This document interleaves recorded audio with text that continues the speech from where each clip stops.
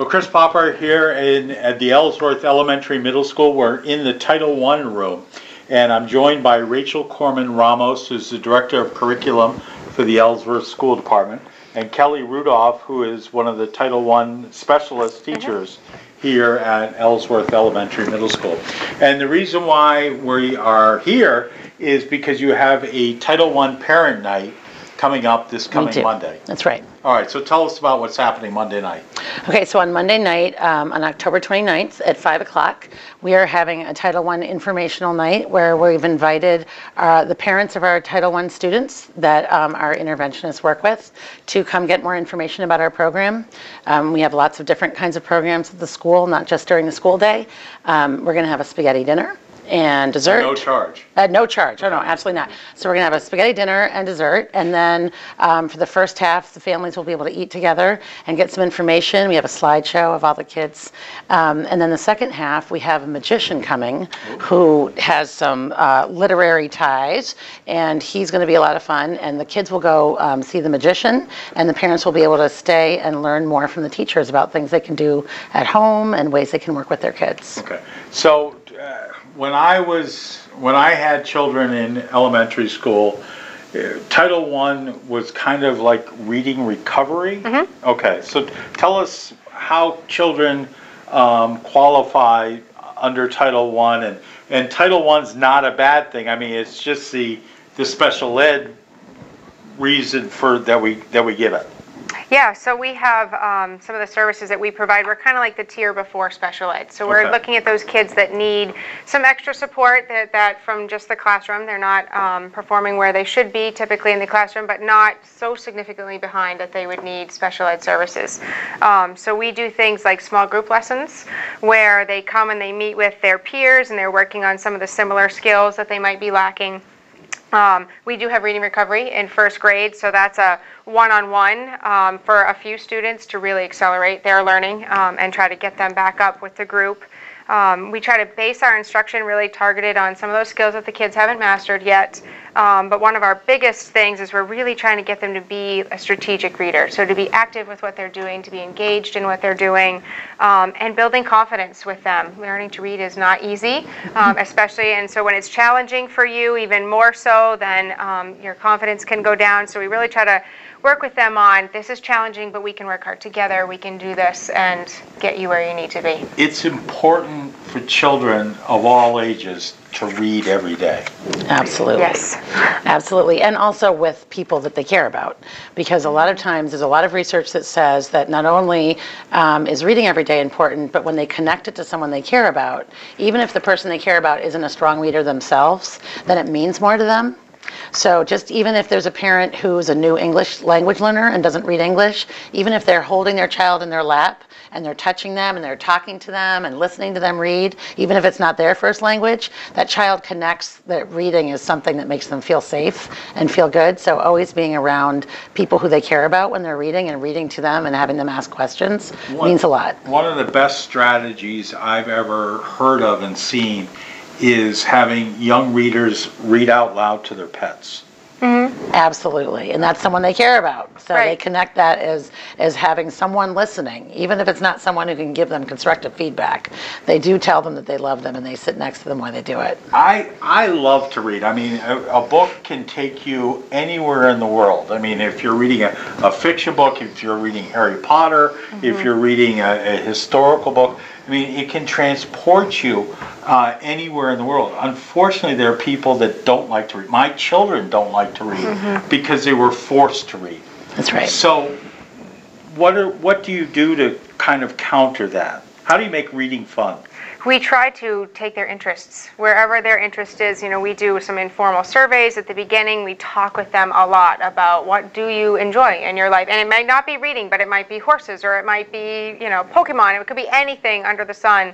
And we try to bring in books that have those things and articles that have those things. Our middle school interventionist does a lot of that. She really gets to know what they like and what, because in middle school it can be even trickier to motivate sometimes. And then she tries to tie it into like their content area as well. So this is going to help you here, but it's also going to help you when you go back to your classroom and those types of things to motivate them to want to come and be eager. And obviously reading is one of those building blocks that I mean, it's part of math, it's part of history, it's part of any subject that you go into. Science, all the steps you need to read about doing drive. activities. I mean, you've got to know what the signs are and everything. So how does someone become eligible for Title I? What are some, how do you determine that this child might be eligible and need help with reading? So what we do is, actually Kelly is one of the people that specifically works with teachers, and one of the things we do is we talk to teachers when they're getting to know their kids. We talk to the teachers from the kids who had the kids the year before, and so we look at assessments, we look at how they read, the teachers reporting to us that they see they're struggling, and we get referrals in different ways. They tend to be students who are not at what we expect to be grade level. So they might be a couple text levels behind, or they might be a year or more behind. So it varies how behind they are, but we want to make sure that we take kids who need that support as soon as they need it, as soon as possible, and be able to give it to them in small groups so that they can really feel that is being paid attention to. And also that's really important for the parents to know that we want to support what the parents are doing at home at the school in kind of a small group where the kids can really get focused on. And just because a child, unfortunately there's stigma involved that, oh my gosh, my child is eligible for special services. All this is a kind of like a safety net. It's to bring them up to grade level and improve upon grade level. It's not a, oh my gosh, your child is a special needs student. No, I mean, special needs can go from physical to cognitive to all sorts of needs. Am I right? Yes, Absolutely. and I was going to stress too that we really try to work as a team. So we have 4 Title I people, and we also have Rachel, and we have a literacy coach that comes in to help. But then the parents and the kid, all of us, the classroom teacher, are such a team to try to work together and get that kid where they need to be. So it's a positive thing. It's a good thing. We'll help you, you help us. Let's share as much information as we can and really boost that kid. And absolutely. I mean, one of the things that we're so fortunate about is if you ask any of the kids, they have after-school programs they qualify for. We have a summer school program so that they come in the morning during July, and then we have local funds that have been dedicated, thanks to our community, to send those kids to the Y Camp if they come to the program in the morning in the summer. And we have all different kinds of programs for parents to learn about. But one of the things that is one of our biggest assets is our interventionists. Because if you ask any of the kids if they're embarrassed about going or if they wish they didn't have to go, they're all excited about seeing their teachers because these teachers form really, really deep bonds with them. And so when they actually, we've had experiences, I know you have, you told me about them, where when kids are done because they have gained so much and they're ready not to be pulled, they're begging to come back and see their teachers because Got a few that say, oh, I'll just not read quite so well, so I can see right. you. No, go do what they really what want you to come need be to with do. these teachers because they form such really important relationships with them. So that's really special. One of the other things that is special about tomorrow, actually, that's making reading fun is that kind of a twist on Halloween is that they're going to have a literacy parade. The children in kindergarten through 4th grade are going to be able to dress up, but they're dressing up as characters from a book. So they're instead of having kind of a Halloween parade, they're going to be carrying their book to show that character. And so it's a new thing at the school that's really tying their love of reading into something that they also love in Halloween and getting dressed up. So that's really exciting. That's very cool. Now, and you guys do like Dr. Seuss birthday, Yep, we do. We have a whole Dr. Seuss day. I want to come. I want to read. You got to come and see it. It's going to be a lot of fun. I want to read on Dr. Seuss Day. Well, I guess we have a reader. Now we have an invited. And we have classrooms that do what's called a mystery reader. So it's completely a mystery, and the kids are all day. Well, who is it going to be? Is it your mom? Is it my mom? Is it that person? And somebody comes in and is the mystery person to read to them that day. Who the heck is this person? No, They'll be thrilled. Great. So what other programs do you offer for kids that might need some additional help? So as I said, we have an after-school program, and that starts in October and ends in May. So it's all year, and it's a free after-school program for the students who sign up. And Kelly coordinates that for us on the ground, and we get referrals from the teachers again and from the group of students that our interventionists work with. So they're able to come after school. They have a snack. They do kind of a hands-on learning activity with their teachers. Then they get to play outside for a little while, and they also have some homework time before their parents pick them up. And one of the new things we're going to start is that one day a month, we're going to start having kind of little parent workshops where we can show parents a new app they could get on their phone that's an educational app for their students, for their children.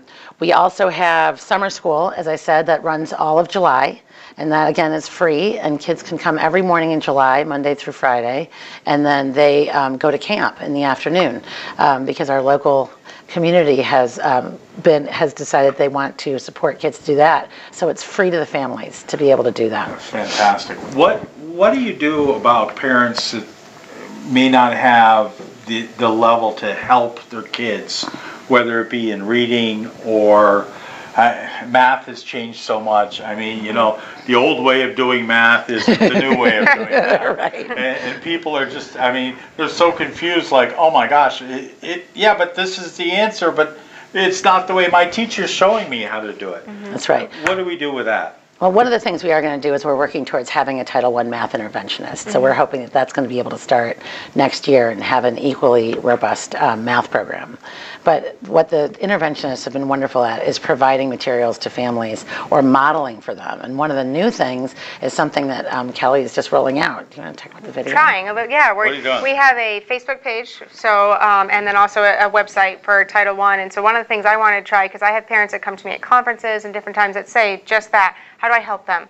When they get stuck on a word, when they don't understand something, you know, I fall back a lot of times. I'm like, well, sound it out or try this. And so what other things can I do? And so I thought I would use some of the kids and have them modeling some of the strategies they're learning here on a video, and we can post it to Facebook and we can post it to the website so that parents can actually see it in action, some different things to try. So that's one of the ways. What is the website? Is it out yet? At the Ellsworth School Department website. Yep, our school page. And then we have a Facebook page for our school as well. So I just thought using a video, because we always send out, we have handouts and we do the newsletter and we also do parent nights, which is great, but sometimes. But all of those get into the backpack. Right. That's right. And then they get buried at the backpack. The black hole of the backpack is what parents call it, right? Unless you reach way down in there Right. and bring out everything, you'll never see it. And sometimes you can be, for me, I like to see it in action. So you can read about it and still not quite know how to help your kid even using that strategy. So I thought if I can show them how I do it, and they can see their kids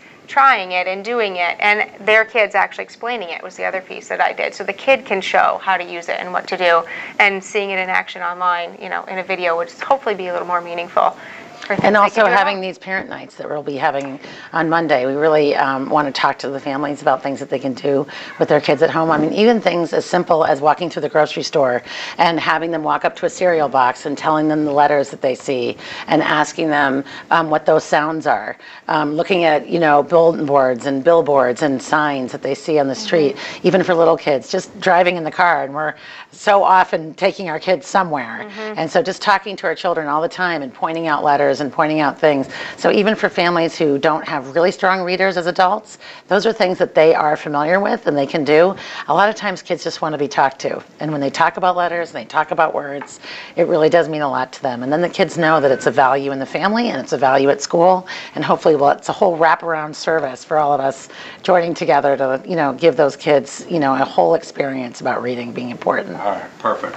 So it's this Monday. What time again? 5 o'clock. 5 o'clock right here at the Ellsworth Elementary-Middle Yep. School. A free spaghetti dinner, and then bring the entire family. Right, for our Title I families, they all should have received an invitation All right, sent so home. if it's in your backpack and you haven't seen it, hopefully you're watching this Not in the video Bible, right. and you'll be able to see it. But it's this Monday. Do they need to call to reserve or just show up? We have an RSVP right on the bottom of the invitation. So we've Okay. already had families RSVPing and bringing everybody. They can bring grandma, they're bringing their siblings, and We want everybody to come. we'll feed them all Absolutely. and see the magician. Absolutely. Yeah. All right. Anything I missed? I don't think I think so. All right, sounds good. All right, so thanks for watching. We hope you'll come this Monday night, have some great spaghetti, school spaghetti, and and then learn about the Ellsworth Title I program. Thanks for watching this video. Check out all the other videos we have on the WDEA YouTube channel.